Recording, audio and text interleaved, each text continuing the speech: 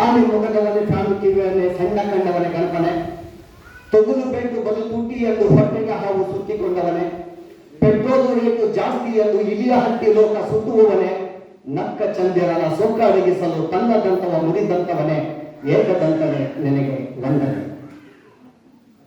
ಮುಂಜಾನೆ ಎದ್ದು ಅಗ್ಗಾವಳಿಯ ಬಿಲ್ಲು ಪತ್ರೆಯ ತಂದು ಹೊತ್ತು ಹೋಗುವ ಮುನ್ನ ದುಡ್ಡು ಕಾಣುವ ಮುನ್ನ ಪೂಜಿಸುವೊಮ್ಮೆ ನಮ್ಮ ಬಸವಾನಂದ ಮಹಾಸ್ವಾಮಿಗಳನ್ನು.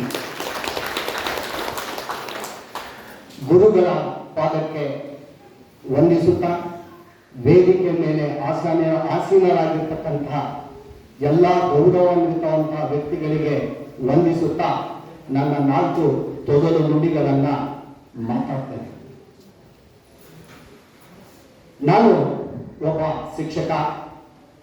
ನಾನು ಶಿಕಾರಿಪುರ ತಾಲೂಕು ಕೆಂಚಿಗೊಂಡನ ಕಪ್ಪದಲ್ಲಿ ಕರ್ತವ್ಯವನ್ನು ನಿರ್ವಹಿಸ್ತಾ ಇದ್ದೇನೆ. ಈಗ ನನಗೆ 56 ವರ್ಷಗಳು ತುಂಬ್ತಾ ಇದ್ದಾವೆ. ನನಗೆ ಜೀವನದಲ್ಲಿ ತುಂಬಾ ಒತ್ತಡದಿಂದ, ಆರ್ಥಿಕದ ಸಮಸ್ಯೆಯಿಂದ, ಮನೆಯಲ್ಲಿರ್ತಕ್ಕಂಥ ಪರಿಸ್ಥಿತಿಗಳ ಒತ್ತಡದಿಂದ ನನಗೆ ಅತಿ ಬೇಗನೆ BP ಮತ್ತು ಶುಗರ್ ಅನ್ನ ನಾನು ಬಹುಮಾನವಾಗಿ ಪಡ್ಕೊಂಡೆ. ಯಾಕೆಂದ್ರೆ ನಾನು ತುಂಬಾ ಒಬ್ಬ kabaddi player, state level player ಆಗಿದ್ರು ಕೂಡ ಜೀವನದ ಜಂಜಾಟದಲ್ಲಿ ನನ್ನಿಂದ ನಾನು ಹೊರಬರಕ್ಕಾಗ್ತಾ ಇರಲಿಲ್ಲ. ಹಾಗಾಗಿ ಇದಕ್ಕೆ ನಾನು ಇನ್ಸುಲಿನ್ಗೆ ಹೋಗ್ಬೇಕಾಗಿತ್ತು. ನನ್ನ ಫಾಸ್ಟಿಂಗ್ ಅಲ್ಲಿ ನೀವು ನಂಬ್ತಿರೋ ಬಿಡ್ತಿರೋ 400 ತನಕ ಕಲಕಟ್ಟಿದ್ದೇನೆ ಶುಗರ್ಗೆ.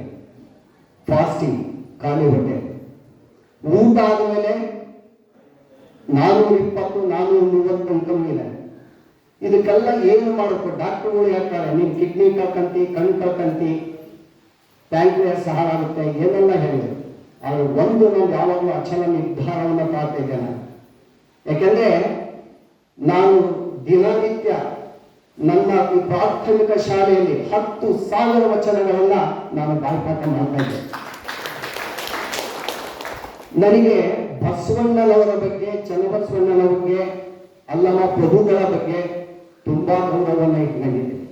ಅವ್ರು ಎಷ್ಟು ಚೆನ್ನಾಗಿ ಹೇಳ್ತಾರೆ ಅಕ್ಕಮಹಾದೇವರು, ಹುಟ್ಟಿದ ಗುರುವಿನ ಹಸ್ತದಲ್ಲಿ ಬೆಳೆದೆನು ಅಸಂಖ್ಯಾತರ ಕರ್ಣದೊಳಗೆ, ಭಾವವೆಂಬ ಹಾಲು ಸುಜ್ಞಾನವೆಂಬ ತುಪ್ಪ, ಪಾರಮಾರ್ಥವೆಂಬ ಸಕ್ಕರೆ ನಿಕ್ಕಿದವರಲ್ಲ ಚನ್ನಮಲ್ಲಿಕಾರ್ಜುನ ದೇವ. ಯಾರು ಗುರುವಿನ ಮೇಲೆ ಅಪಾರವಾದಂಥ ಭಕ್ತಿಯನ್ನು ಇಟ್ಕೊಂಡಾರೋ ನಮಗೆ ದಾರಿ ತೋರಿಸ್ತಾರೆ ಅನ್ನೋಕ್ಕೆ ಒಂದು ನಿದರ್ಶನ 21ನೇ ಶತಮಾನದಲ್ಲಿ ಆ ಬಸವಣ್ಣ ಆ ಶರಣನಿಗೆ ದಾರಿ ತೋರಿಸಿದೆ. 12ನೇ ಶತಮಾನದಲ್ಲಿ ಆ ಬಸವಣ್ಣ ದಾರಿ ತೋರಿಸಿದೆ. 21ನೇ ಶತಮಾನದಂತ ನಮ್ಮಂತ ರೋಗಗ್ರಸ್ತರಿಗೆ ದಾರಿ ತೋರಿಸ್ತಂತ ಬಸವಣ್ಣ. ಶರಣ ಬಂಧುಗಳೇ, ಜೀವನ ಇದೆಯಲ್ಲ ಅದನ್ನ ನಿಭಾಯಿಸ್ತಕ್ಕಂಥ ಒಂದು ಕಲೆ ಇರಬೇಕು. ನಾನು ಯಾವಾಗಲೂ ಕೂಡ DV ಗುಂಡಪ್ಪನವನ್ನ ಆಳಾಡಿಸ್ತೇನೆ. ಅವ್ರು ಎಷ್ಟು ಚೆನ್ನಾಗಿ ಹೇಳ್ತಿದ್ದಾರೆ, ತಲೆಯೊಳಗೆ ನೆರೆದಿಯಾಗುವ 100 ಹಕ್ಕಿಗಳು, ಗಿಳಿ, ಗೂಗೆ, ಕಾಗೆ, ಕೋಗಿಲೆ, ಹದ್ದು ನವಿಲುಗಳು, ಕಿಲಕಿಲನೆ ಗೊರಗೊರನೆ ಕಿರಿಚು ಕೂಗುತ್ತಿಯವು, ನೆಲೆಯಲ್ಲೂ ನಿದ್ದೆಯಲ್ಲೂ ನೊಂಕುತಿಮ್ಮ. ಎಷ್ಟು ಸಾಲಿದೆ. ಈ ದೇಹ ಒಂದು ಮರ, ಈ ಮೆದುಳಿದೆಲ್ಲ ಪಕ್ಷಿಗಳ ಗೂಡು. ಈ ಗೂಡಿನಲ್ಲಿ ಎಂತ ಒಂದೊಂದು ಹಕ್ಕಿಗಳು ನಾನಾ ತರ ಕಲರ್ಗಳಿಂದ ಕೂಗ್ತವೆ. ಅಂದ್ರೆ ನಮ್ಮ ಜೀವನ ಜಂಜಾಟದಲ್ಲಿ ಸಾಲದ ಹೊರೆ, ಮಕ್ಕಳ ವಿದ್ಯಾಭ್ಯಾಸ, ಮನೆ ಕಟ್ಟಿಲ್ಲ, ಆಸ್ತಿ ಹಿಡಿದಿಲ್ಲ, ಮಕ್ಕಳು ಮದುವೆ ಮಾಡಬೇಕು, ಬಂಗಾರ ತರಬೇಕು, ಇಂತಹ ಸಮಸ್ಯೆಗಳ ಸುಳಿಯಲ್ಲಿ ನಮ್ಮ ಪಕ್ಷಿಗಳ ಗೂಡಾಗಿ ನಮ್ಮ ಜೀವನವನ್ನ ಕಡಿಮೆ ಅವಧಿಯಲ್ಲಿ ಕಾಡ್ತೇವೆ. ಅತಿ ಹೆಚ್ಚು ಬದುಕಬೇಕು ಅಂದ್ರೆ ನಾವು ಗುರು ಮಾರ್ಗದರ್ಶನ ಹೋಗಬೇಕು. ನಾನು ಯಾವಾಗಲೂ ಕೂಡ ರಾಘವೇಂದ್ರ ಸ್ವಾಮಿಗಳ ಪರಮ ಭಕ್ತ. ರಾಘವೇಂದ್ರ ಸ್ವಾಮಿಯನ್ನ ಪ್ರತಿನಿತ್ಯವೂ ನಾನು ಪೂಜಿಸೋದ್ರಿಂದ ಮಾಸೂರಲ್ಲಿ ರಾಘವೇಂದ್ರ ಅಂತಕ್ಕಂಥ ಒಬ್ಬ ಹುಡುಗ ಗುರುವಿನ ದರ್ಶನವನ್ನು ಪಡಿಸು ತಿಪ್ಪೈ ಕಪ್ಪಕ್ಕ ಕಟ್ಟಮಲ್ಲ. ಅಕ್ಕಮಹಾದೇವಿ ಹೇಳ್ತಾರಲ್ಲ, ಎತ್ತಣ ಮಾಮನ ಎತ್ತಣ ಕೋಗಿಲೆ ಎತ್ತನಿಂದೆತ್ತ ಸಂಬಂಧವಯ್ಯ, ಸಮುದ್ರದಲ್ಲಿ ತಳದಲ್ಲಿನ ಉಪ್ಪು, ಬೆಟ್ಟದ ಮೇಲಿನ ನೆಲ್ಲಿಕಾಯಿ ಎತ್ತನಿಂದೆತ್ತ ಸಂಬಂಧವಯ್ಯ. ಮಧುಗುಂಡಿಯ ಬಸವಾನಂದ ಸ್ವಾಮಿಗೂ ಶಿಕಾರಿಪುರದಲ್ಲಿರ್ತಕ್ಕಂಥ ನನ್ನಂತ ರೋಗಿಗಳಿಗೂ ಎತ್ತನಿಂದೆತ್ತ ಸಂಬಂಧವೇ, ಇದು ಗುರುಕಾಣಿಕೆ ಸಂಬಂಧವೇ ಅಂತೇಳಿ. ಯಾವಾಗ ಗುರುಗಳ ಹತ್ರ ನಾನು ಕೇಳಿದೆ, ಬುದ್ಧಿ ನನಗೆ ಹಸು ತಡೆಯಕ್ಕಾಗಲ್ಲ, ಆದ್ರೂ ಕೂಡ ನಾನು ಹಠವಾಗಿಯಲ್ಲಿ ವಿಶ್ವಾಮಿತ್ರ ಅಂದೆ. ಅದಕ್ಕೆ ಅವ್ರು ಏನಂದ್ರು, 3 ದಿನ ನೀನು ಉಪವಾಸ ಮಾಡಿ ಗೆಲ್ಲು, ಆವಾಗ ನೀನು ವಿಶ್ವಾಮಿತ್ರ ಆಗ್ತೀನಿ. ನಮ್ಮ ದತ್ತಣ್ಣ ಜಾಗಂಗೆ ನನಗಿಂತ ಒಂದು ದಿನ ಮುಂಚೆ ಅಟೆಂಡ್ ಆಗಿದ್ರು. ಅವರು 109 ದಿವಸ, ನಾನು 108 ದಿವಸ. 108 ದಿವಸಗಳ ಕಾಲ ಮಧ್ಯದಲ್ಲಿ ಗುರುಗಳು ಕ್ಷಮಿಸಬೇಕು. ಉಪವಾಸ ಇದ್ರು ಕೂಡ ನಾನು ಹೆಂಡತಿಗೆ ಬೆದರಿಸ್ಕೊಂಡು ಉಪ್ಪಿಟ್ಟು ನನ್ನ ಸಹ ಭಿಕ್ಷೆಯನ್ನು ತಿನ್ನೋದು ಸತ್ಯ ಅಲ್ಲ. ಯಾಕಂದ್ರೆ ಈ ರುಚಿ ಇದೆ ಅಲ್ಲ, ಈ ರುಚಿ ಮನುಷ್ಯನನ್ನ ಅಧಪತನಕ್ಕೆ ಒಯ್ಯುತ್ತೆ. ಉಪವಾಸ ಇರಬೇಕು. ಯಾರು ಉಪವಾಸವನ್ನ ಮಾಡ್ತಾರೆ ಇವತ್ತು ನಿಜಕ್ಕೂ ಆ ಡಾಕ್ಟರ್ ತೇಜಸ್ ಅವರು ಬಹಳ ಚೆನ್ನಾಗಿ ಹೇಳಿದ್ರು, ನಮಗೆ ಹೊಸ ಎನರ್ಜಿ ಬರುತ್ತೆ ನಾವು ಉಪವಾಸ ಮಾಡೋದ್ರಿಂದ. ನೀವು ನಂಬ್ತಿರೋ ಬಿಡ್ತಿರೋ, ನಾನೀಗ ಗುರುಗಳು ನನ್ನ ಜೀವನದಲ್ಲೂ ಖಾಲಿ ಹೊಟ್ಟೆಗೆ ಯಾವತ್ತೂ 100 ಬಂದಿಲ್ಲ. ನಾನೇನು 4 ಸೆಂಚುರಿ 5 ಸೆಂಚುರಿ ಮುಟ್ತಾನೋ ಅಂದ್ರೆ 3 ಡಿಜಿಟಲ್ ಬಂದಂತಾನು 2 ಡಿಜಿಟ್ ಬಂದಿದ್ದೇನೆ ಖಾಲಿ ಹೊಟ್ಟೆಗೆ. 88ಕ್ಕೆ ಬಂದಿದ್ದೇನೆ. ಇದು ನನ್ನ ಸಾಧನೆ. ಅದಕ್ಕೆ ಕಾರಣ ಗುರುಗಳು. ನಾವು ಬೆಳಗ್ಗೆ 22, ಮಧ್ಯಾಹ್ನ 22, ರಾತ್ರಿ 22, ಈಗ 108 ದಿವಸ ಆಯ್ತು. ಇನ್ಸುಲಿನ್ಗೆ ನಾನು ಬೆಳಗ್ಗೆ 22 ಯೂನಿಟ್, ಮಧ್ಯಾಹ್ನ 22, ಸಂಜೆ 22 ಯೂನಿಟ್ ಇದ್ದೆ. ಈಗ 108 ದಿವಸ ಯಾವ ಯೂನಿಟ್ ಇಲ್ಲ. ಆ 108 ಗುರುಗಳು ಸ್ಥಾಪನೆ ಮಾಡಿದಂತ ಒಂದು ವರ್ಷ. ಆ 108 ಇವತ್ತು ಗುರು ನನಗೆ ಆಶೀರ್ವಾದ ಮಾಡಿದ. ಈ 108 ನನ್ನ ಪುಣ್ಯ. ಅದಕ್ಕೋಸ್ಕರ ಗುರುವಿನ ಮಾರ್ಗದರ್ಶನದಲ್ಲಿ ನಾವೆಲ್ಲ ನಡೆಯಬೇಕು. ಅದಕ್ಕೆ ಒಂದು ನಾನು ತುಂಬಾ ಇಷ್ಟಪಡೋದು, ನನ್ನ ವೃತ್ತಿಯಲ್ಲಿ ಗುರುಗಳು ಹೇಳಿದ್ರು, ನೋಡಪ್ಪ ಒಂದು ವಾರ ರಜಾ ಹಾಕ್ತಾನೆ ನೋಡು, ಸುಸ್ತಾಗುತ್ತೆ ಹಾಗೆ ಹೀಗೆ. ನನಗೆ BP ಯಾವಾಗಿದ್ರು ಕೂಡ 190 ಹಿಂಗೆ ರೈಸ್ ಆಗ್ತಾನೆ ಇತ್ತು, 100 ಜಾಸ್ತಿ ಆಗ್ತಾ ಇತ್ತು. ಯಾವಾಗ ನಾನು ಖಾಲಿ ಹೊಟ್ಟೆಗೆ ಫಾಸ್ಟಿಂಗ್ ಮಾಡಿ ಪ್ರತಿನಿತ್ಯ 2.5 ಕಿಲೋಮೀಟರ್ ಹೋಗಿ 2.5 ಕಿಲೋಮೀಟರ್ ಬರ್ತಾನೆ, 5 ಗಂಟೆ 5 ಕಿಲೋಮೀಟರ್ನ ಮಾಡಿ ಪ್ರತಿನಿತ್ಯ 5 ಕಾಲಿಗೆ ಓಡಿ ಬರ್ತಾನೆ.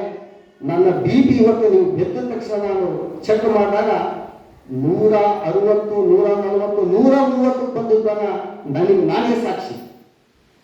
ಇವತ್ತು ಮನುಷ್ಯ ತಿನ್ನಕ್ಕಾಗಿ ಬದುಕ್ತಾನೆ ಅನ್ನೋದು ನಾನು ಊಹಿಸ್ಕೊಂಡಿದ್ದೆ, ತಿನ್ನಕ್ಕಾಗಿ ಬದುಕ್ತಾ ಇದ್ದೆ. ಈಗ ಗೊತ್ತಾಗ್ತದೆ ಗುರುಗಳ ಮಾರ್ಗದರ್ಶನದಿಂದ ಬದುಕಕ್ಕಾಗಿ ನಾವು ತಿನ್ಬೇಕು ಅಂತೀವಿ. ಬದುಕಕ್ಕಾಗಿ ನಾವು ಯಾಕೆ ತಿನ್ಬೇಕು ಅಂದ್ರೆ ನಮ್ಮ ಆರೋಗ್ಯ ಬಹಳ ಚೆನ್ನಾಗಿರುತ್ತೆ, ನಮ್ಮ ಜೀವಿ ಗುಣಮಟ್ಟಗಳು ಅಷ್ಟೇ ಚೆನ್ನಾಗಾಗ್ತವೆ. ಮನುಷ್ಯ ಅತಿಯಾಗಿ ಊಟ ಮಾಡ್ತಾವೆ, ಅತಿಯಾಗಿ ಉಂಡ್ರೆ ಏನಾಗುತ್ತೆ ಅಂತ ಒಂದು ನಿದರ್ಶನ. ಎಷ್ಟು ನೀನು ಉಂಡರೆ ಪುಷ್ಟಿ ಮೈಗಾಗುವುದು,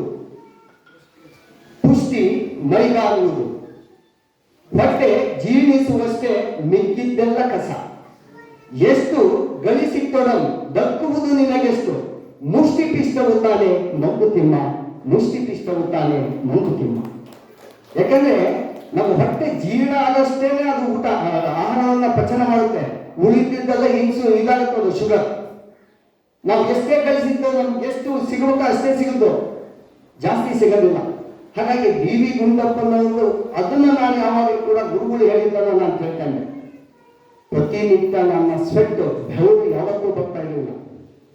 ನಾನು ಓಡ ಕತ್ತಿ ಮೇಲೆ, ಗುರುಗಳು ಹೇಳಿದ ಕತ್ತಿ ಮೇಲೆ ನಾನು ಪ್ರಾಮಾಣಿಕದಿಂದ ಇವತ್ತಿನವರೆಗೂ ವಾಕು ಯೋಗ ಬಿಟ್ಟಿಲ್ಲ. ಗುರು ಆಶೀರ್ವಾದ. ನಾನೊಬ್ಬ ಬರವಣಿಗೆ ಮೇಲೆ ಹೆಚ್ಚು ಹವ್ಯಾಸ ಇಟ್ಕೊಂಡಿದ್ದೆ. ಬರಿತಾ ಅದರಲ್ಲಿ ತಲ್ಲೀನಾಗ್ತಾ ಇದ್ದೆ. ನನ್ನನ್ನು ನಿಜಕ್ಕೂ ಬದಲಾಯಿಸ್ತವಳು ನನ್ನ ಹೆಂಡತಿ. ಯಾಕೆಂದ್ರೆ ಆ ಗುರುಗಳು ಹೇಳಿದ ಸತ್ಯ. ಒಂದು ಜರ್ಮನ್ ಕಾರಿಗೆ ಕೂಡ ಬಹಳ ಚೆನ್ನಾಗಿದೆ. ಚೈನಾದ ಊಟ, ಜರ್ಮನ್ ಕಾರು, ಅಮೆರಿಕ ಸಂಬಳ, ಇಂಡಿಯಾದ ಹೆಂಡತಿ, 4 ಸಿಕ್ಕ ಜೀವನ ಸ್ವರ್ಗ ಅಂತ. ಊಟದಲ್ಲೆಲ್ಲ ಊಟ ಚೈನಾದ ಊಟ, ಕಾರಲ್ಲೆಲ್ಲ ಬೆಸ್ಟ್ ಜರ್ಮನ್ ಕಾರು, ಸಂಬಳದಲ್ಲಿ ಅಮೆರಿಕ ಸಂಬಳ. ಎಲ್ಲರನ್ನ ಸಂಸಾರ ತೂಗ್ಸಲು ಅಂತ ಹೇಳ್ತಿದ್ರೆ ಅದು ಇಂಡಿಯಾದ ಹೆಂಡತಿ. ಅಂತ ಹೆಂಡತಿ ನನಗೆ ಸಿಕ್ಕದ. ನೀವು ನಂಬ್ತಿರೋ ಬಿಡ್ತಿರೋ, ನಾನು ಏನೆಲ್ಲ ಬಾಯಿ ರುಚಿಗೆ ಆಕೆ ಜಬರಿಸ್ತೇನೆ, ಸ್ವಾಮಿಗೆ ಫೋನಿಸ್ತೇನೆ ನೋಡುವಂತಾನೆ. ನಾನು ಏನು ಮಾಡ್ತೇ ಇಲ್ಲ ಅಂತಕ್ಕೆ ನಾನು ಜಬರಿಸಿದ ತಕ್ಷಣ ಸ್ವಾಮಿಗೆ ಫೋನ್ ಹಚ್ತೇನೆ, ಅವ್ರು ಕೇಳಲು ತಿಂದಿಲ್ಲ, ನಾನೇನು ಬೇಜಾರಾಗಲ್ಲ ಅಂತ. ಯಾಕಂದ್ರೆ ಸುಪ್ರೀಂ ಕೋರ್ಟ್ ಜಡ್ಜ್ ಹತ್ರ ನಾವೇನು ಮಾತಾಡೋಂಗೈತಿ, ತಲೆ ಬಾರ್ಬೇಕಾಗುತ್ತೆ. ಅಂತ ಗುರುಗಳು ರಾಘವೇಂದ್ರ ಸ್ವಾಮಿಗಳು ನನಗೆ ಕರುಣಿಸಿದ. ನಿಜಕ್ಕೂ ಇವರು ಒಬ್ರು ಹೇಳಿದ್ರು, ಮಾಸ್ಕೋ ಪ್ರವಾಸ GS ಶಿವರುದ್ರಪ್ಪನವರು ಕೂಡ ಮಾಸ್ಕೋದಲ್ಲಿ 22 ದಿನ ಅಂತ ಹೇಳಿ ಪ್ರವಾಸ ಮಾಡಿದಾಗ ಅವರು ಹೇಳ್ತಾರೆ, ಎಷ್ಟು ಚೆನ್ನಾಗಿ ಹೇಳ್ತಾರೆ ಅವರು ಸ್ವಾಮಿಗಳು, ಅಲ್ಲಿಂದಲೇ ಹೇಳ್ತಾರೆ. ಅವ್ರಿಗೂ ಸ್ವಾಮಿ ಅನುಗ್ರಹ ಸಿಕ್ತು. ನಮ್ಮ ಸಿದ್ಧಗಂಗಾ ಶ್ರೀಗಳು ಅವ್ರು ಎಷ್ಟು ಚೆನ್ನಾಗಿ ಹೇಳ್ತಾರೆ, ಸದ್ದು ಗದ್ದಲವಿರದ ಸಾಧನೆ ಗದ್ದುಗೆ ಏರಿದೆ, ಮಾತು ಕೃತಿಯೋಳು ಮೂಡಿಸಿದೆ, ನವಗಳ ಹಸ್ತದ ಕಿರಣವ ಚಾಚಿದೆ, ಎಲ್ಲರೂ ನನ್ನವರೆನ್ನುವ ಭಾವನೆಯನ್ನ ನಮ್ಮ ಅಪ್ಕೊಳ್ತಾ ಇದ್ದಾರೆ. ಅಂದ್ರೆ ನಮ್ಮ ಗುರುಗಳು ಎಲ್ಲರನ್ನು ಎಷ್ಟು ಚೆನ್ನಾಗಿ ಅಪ್ಕೊಳ್ತಾ ಇದ್ದಾರೆ. ಅವ್ರು ಒಪ್ಪೋದ್ರಿಂದ ಇವತ್ತು ಯಾರು ನೀವು ನಂಬ್ತಿರ ಬಿಡ್ತೀರ. ನಾವು ವೈದ್ಯರು ನಮ್ಮ ಹತ್ರ ಸಾವಿರಾರು ರೂಪಾಯಿ ದುಡ್ಡು ಇಸ್ಕೊಳ್ತಾರೆ, ಬ್ಲಡ್ ಟೆಸ್ಟ್ ಮಾಡಿಸ್ತಾರೆ, ಸ್ಕ್ಯಾನ್ ಮಾಡಿಸ್ತಾರೆ, ಮೆಡಿಸಿನ್ ಬರೀತಾರೆ. 30-40 ಸಾವಿರ ರೂಪಾಯಿ ನಾನೇ ಮೆಡಿಸಿನ್ ತಗೊಂಡು ನಿದರ್ಶನ ಇದೆ. ನಮ್ಮ ಮಾವನ ಜೊತೆ ಬಂದಾಗ ಒಂದು ತಿಂಗಳಿಗೆ ನಾನು 22,000 ರೂಪಾಯಿ ಖರ್ಚು ಮಾಡ್ತಾ ಇದ್ದೆ. ಒಂದ್ ದಿವಸ ನಾನು ಡಾಕ್ಟ್ರು, ತೀರ್ಥಪ್ಪ ನೀನ್ ಹೆಂಗಿದೆಯಪ್ಪ, ಆರಾಮಿದೆಯೇನೋ, ಎಷ್ಟು ದುಡಿಸ್ತಾ ಅಂತ ಒಬ್ಬ ಡಾಕ್ಟ್ರು ಕೇಳಿಲ್ಲ. ಒಂದು ದಿನ ನನಗೆ ಇವರು ಸ್ಪಿರ್ಲಿನ್ ಟ್ಯಾಬ್ಲೆಟ್ ಕೊಟ್ಟು ಬೆಳಗ್ಗೆ ತೀರ್ಥಪ್ಪನವರೇ ಹೆಂಗಿದ್ದಾರೆ ಅಂತ ನಾನು ಇವ್ರು ಕೇಳಬೇಕಾದ್ರೆ ಇವ್ರು ನಾವು ಯಾವ ರೀತಿ ಪೂಜೆ ಮಾಡುತ್ತೇವೆ? ಯಾವ ವೈದ್ಯ ಕೇಳ್ತಂದ್ರೆ ಇವತ್ತು ನಮ್ಮ ಹತ್ರ 40-50 ಸಾವಿರ ರೂಪಾಯಿ ರೊಕ್ಕ ಇಸ್ಕೊಂಡು ಒಬ್ಬ ಪೇಷಂಟ್ ಅನ್ನ ಯೋಗಕ್ಷೇಮವನ್ನ ಯಾವ ಡಾಕ್ಟರ್ ನೋಡಲ್ಲ. BP ಶುಗರ್ ಇರುವ ರೋಗಿಗಳೇ ವೈದ್ಯನ ಪಾಲಿಗೆ ATM. BP ಶುಗರ್ ಏನಿರ್ತಾರಲ್ಲ ಅವರೇ ವೈದ್ಯರ ಪಾಲಿಗೆ ATM. ಇವೆಲ್ಲವೂ ಇದ್ರೂ ಕೂಡ ನಮ್ಮನ್ನ ಎಂಟಿ ಮಾಡ್ತಾರಲ್ಲ ಈ ಗುರು ನಮ್ಮ ಪಾಲಿಗೆ ಪತಾಂಜಲಿ ಅಂತ ನಾವು ಕರಿತೀವಿ, ಯೋಗ ಮುನಿ ಅಂತ ಕರೀತೇನೆ. ಯಾಕಂದ್ರೆ ನನಗೆ ಯೋಗದ ಬಗ್ಗೆ ತುಂಬಾ ಕೂಡ ಆಸಕ್ತಿ. ಯೋಗಸ್ಯ ಚಿತ್ತೇನ ಪದೇನ ವಾಚಮ್ಮಲಂ ಶಾರೀರಸ್ಯ ಚ ವೈದ್ಯಕೇನ ಯೋ ಪಾಠರತಂ ಪ್ರವಾರ ಮುನಿನ ಪತಾಂಜಲಿ ಪ್ರಾಂಜಲಿ ರಾಮತೋಸ್ಮಿ ಅಂತ ಹೇಳಿ. ಆ ಯೋಗವನ್ನ ನಮಗೆ ನಿಜಕ್ಕೂ ಅದನ್ನ ನಮ್ಮ ಭೂಮಿಗೆ ತಂದಂತಹ ಪತಾಂಜಲಿ ಮುನಿಗೆ ನಾನು ಕೈ ಮುಗಿತೇನೆ. ಹಾಗೆ ನನಗೆ ಪಾಲಿಗೆ ಬಸವಾನಂದ ಸ್ವಾಮಿಗಳು ಅವ್ರು ಹೇಳಿರೋಬ್ರು ಗುರುಗಳು, ಮಾಸ್ಕೋದಲ್ಲಿ ಲೆನಿನ್ನನ್ನ ಇವತ್ತಿನವರೆಗೂ ಡೆಡ್ ಬಾಡಿ ಇಟ್ಟಿದಾರಂತಲ್ಲ, ದಯವಿಟ್ಟು ಅಂತರ್ನಿರೋದಕ್ಕಿಂತ ನಮ್ಮ ಬಸವಾನಂದ ಸ್ವಾಮಿಗಳನ್ನ ಆ ಬಾಡಿಯನ್ನ ಒಂದು ವೇಳೆ ಇಟ್ಟರೆ ಮುಂದಿನ ಜನರೇಷನ್ ಇಂಥ ಒಬ್ಬ ಗುರು ನಮ್ಮನ್ನ ಬದಲಾಯಿಸಿದ ಅಂತಕ್ಕಂಥದ್ದ ಎಲ್ಲರೂ ಕೂಡ ಅವರನ್ನ ಮಾರ್ಗದರ್ಶನ ತೋರಿಸ್ಬೋದು. ಇಂಥ ಗುರುಗಳನ್ನ ಭಗವಂತ ನಮ್ಮನ್ನ ಇರಂತ ರೋಗಿಗಳನ್ನ ಎಲ್ಲರೂ ಒಂದೊಂದು ನಿಮಿಷವನ್ನ ಅವ್ರಿಗೆ ಆಯಸ್ಸು ಜಾಸ್ತಿ ಕೊಡಲಿ ಅಂತಿಲ್ಲ ನಾನು ಭಗವಂತನಲ್ಲಿ ಬೇಕಂತೇನೆ. ಯಾಕೆಂದ್ರೆ ಇವತ್ತು ಗುರು ಸಿಗುವುದು ಬಹಳ ಕಷ್ಟ. ಉತ್ತಮವಾದಂತ ಗುರು ನಮ್ಮನ್ನು ನಡೆಸಿ ಕೈ ನಡೆಸ್ತಕ್ಕಂಥವ್ರು ಗುರುಗಳ ಸಂಖ್ಯೆ ಸಿಗೋದು ಕಷ್ಟ. ಎಲ್ಲರೂ ಕೂಡ ತಮ್ಮ ಸ್ವಾರ್ಥಿಗಾಗಿ ಬದುಕ್ತಾರೆ, ನಿಸ್ವಾರ್ಥಿಯಾಗಿ ಬದುಕ್ತಕ್ಕಂಥವ್ರು ನಮ್ಮ ಗುರುಗಳು. ಹಾಗಾಗಿ ನನಗೂ ಇನ್ನೂ ಮಾತಾಡಬೇಕು ಅಂದ್ರೆ ನನ್ಗೆ, ಯಾಕಂದ್ರೆ ವೇದಿಕೆ ಬೇಸಿಗೆ ಕೈ ಇದು ಮುಗಿಸಿಬಾರ್ದು ಮೈಕು. ಯಾಕಂದ್ರೆ ಇರೋದಲ್ಲ ಬಹಳ ಚೆನ್ನಾಗಿ ಹಂಚ್ಕೋಬೇಕು. ಯಾಕಂದ್ರೆ ನಮಗೆ ಡೈಜೆಷನ್ ಆಗಲ್ಲ ಬೇಗ, ಶುಗರ್ ಪೇಷಂಟ್ ಅಲ್ಲ. ಹಾಗಾಗಿ ಇಷ್ಟು ಹೇಳೋದಕ್ಕೆಲ್ಲ ಮಾತಾಡೋಕ್ಕೆ ಅವಕಾಶ ಮಾಡಿಕೊಟ್ಟಂತ ಗುರುಗಳಿಗೂ ಮತ್ತು ವೇದಿಕೆ ಮೇಲೆ ಆಸೀನರಾಗಿರ್ತಕ್ಕಂಥವ್ರು ಎಲ್ಲರಿಗೂ ವಂದಿಸುತ್ತಾ ನನ್ನ ಮಾತನ್ನು ಮುಗಿಸ್ತಾ ಇದ್ದೇನೆ. ಜೈ ಹಿಂದ್, ಜೈ ಶ್ರೀರಾಮ್.